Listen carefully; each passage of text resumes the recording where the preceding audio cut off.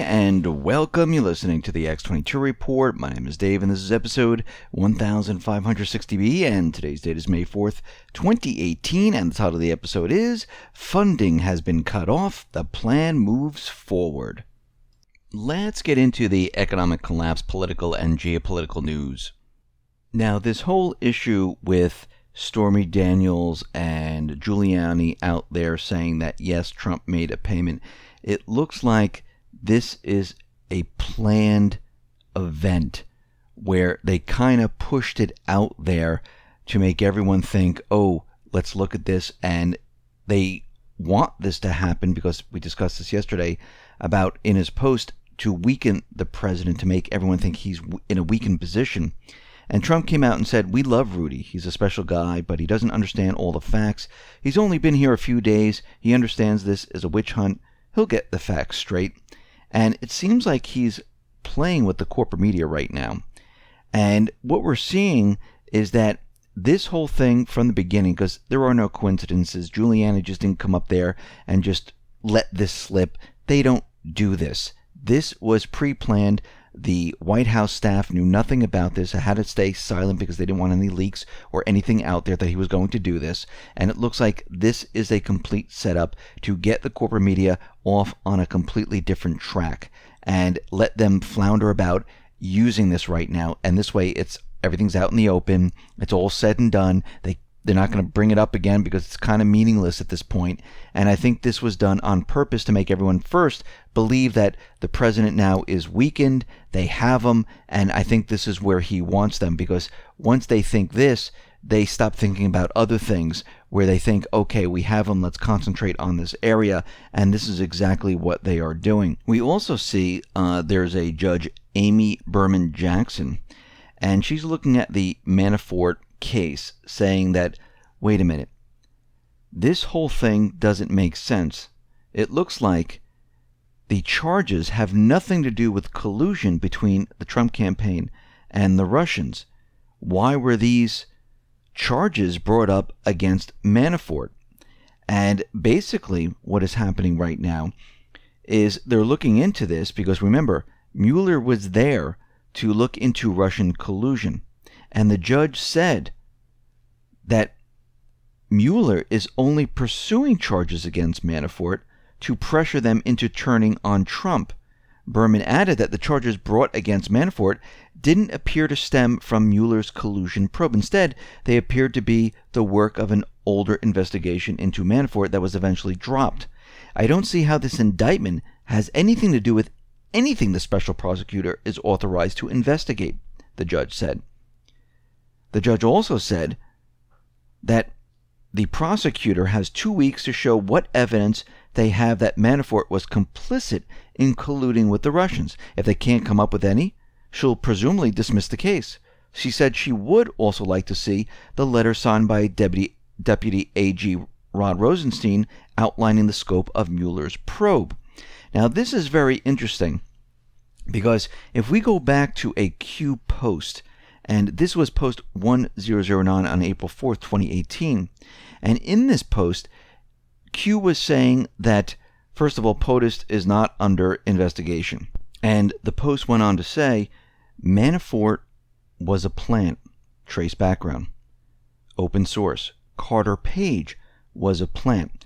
So if this is the case, these plants would have never been sent to prison because they were plants. They were put in there, and I think Mueller was going after them because he had nothing else but to show everyone that he had something. And basically what's happening right now, because Mueller knew eventually someone was going to call them on this, saying this has nothing to do with Russian collusion, and the judge is already doing this.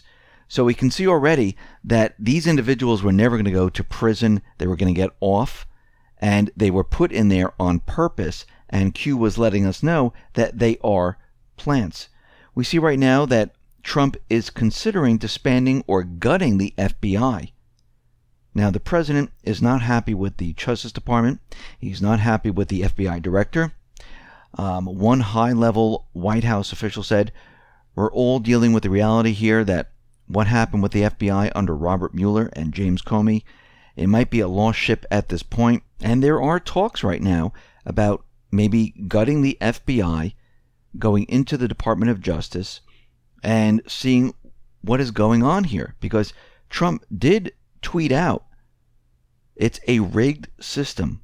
They don't want to turn over documents to Congress. What are they afraid of? Why so much redacting?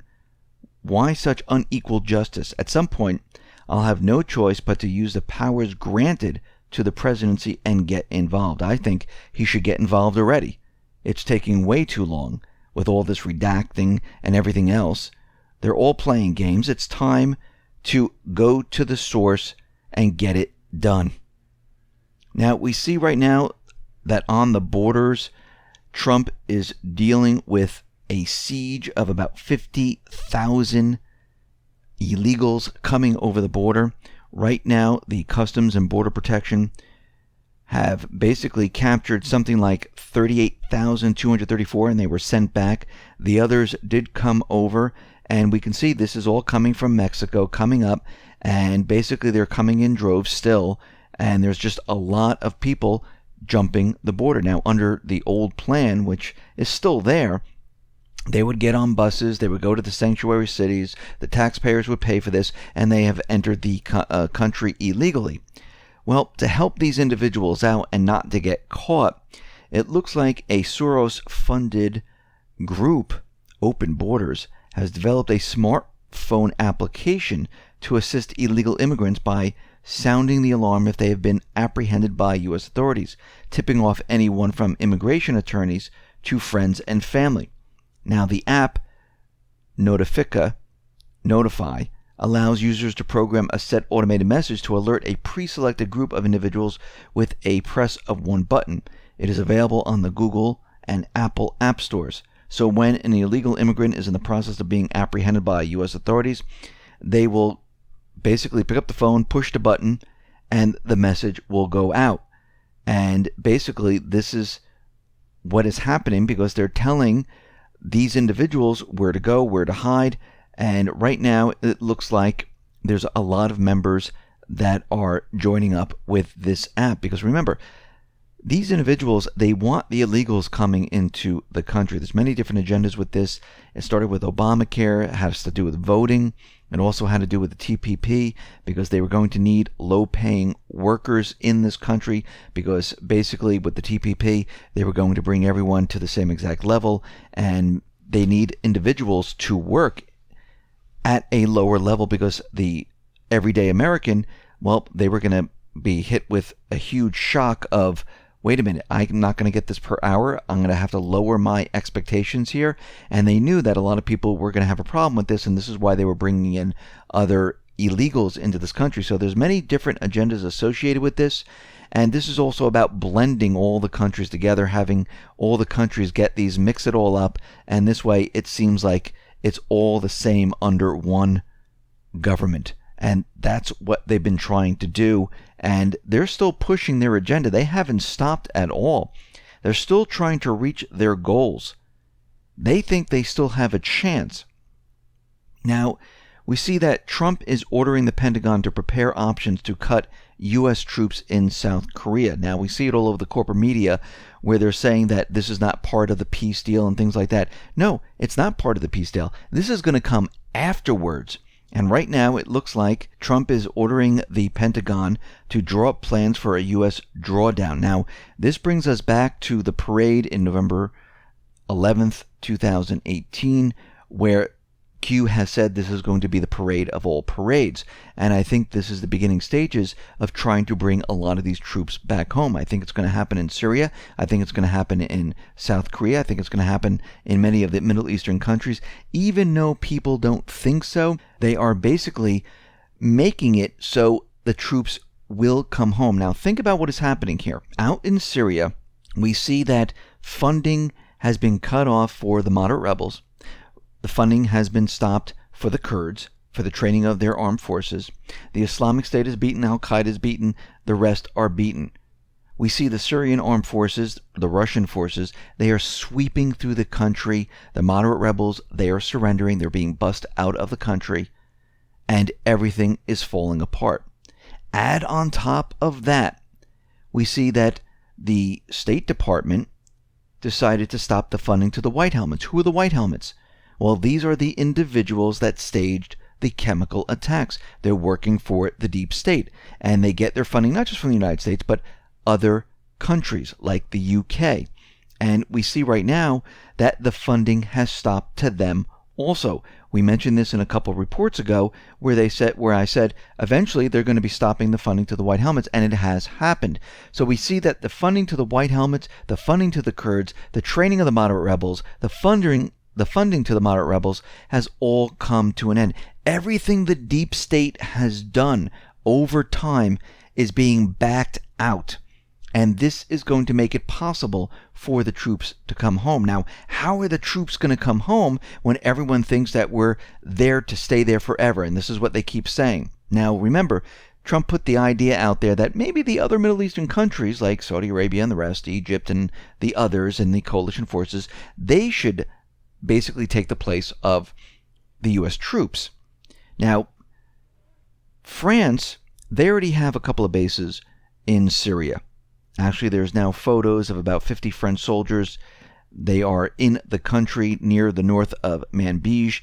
And Egypt right now is saying that they are not planning to send troops to Syria. Actually, they're not going to do that at all.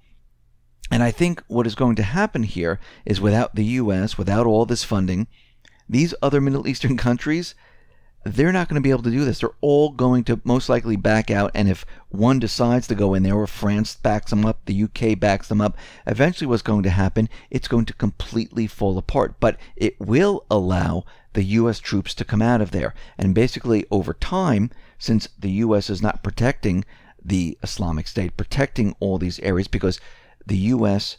and Russia have a deal that Russia and Syria are not going to attack these areas. But if Saudi Arabia or Qatar or one of these other countries is protecting these moderate rebels, guess what? Russia and Syria, they don't have to obey. And they will go in and sweep through all these individuals and remove them. We see right now that the OPCW is saying that they have now completed their fact-finding mission. Now they're going to do the analysis and things like that. But we can see right now things are moving forward. Now, what's very interesting about all this, because we know the OPCW is going to come out with, most likely, from everything that we've been hearing, that there was no gas attack, or they'll make it so like, yeah, we don't know if there was one or wasn't one, and they'll just stay in the middle of the road where nobody gets hurt. And that's what they normally do. But from this, from all the reporters that are there, from Russia that was there, and everything else, it shows that there was really nothing going on, especially from the people on the ground saying, yeah, this has been staged. And I don't think they're going to let it get that far. And Russia right now is saying that the deep state is planning another chemical weapons provocation in Syria. According to the report, the preparations for the provocation started on April 23rd. Civilians are being shipped to a territory near Jafra oil field on the eastern bank of the Euphrates, controlled by U.S.-backed forces, to participate in a staged filming of the alleged attack scene.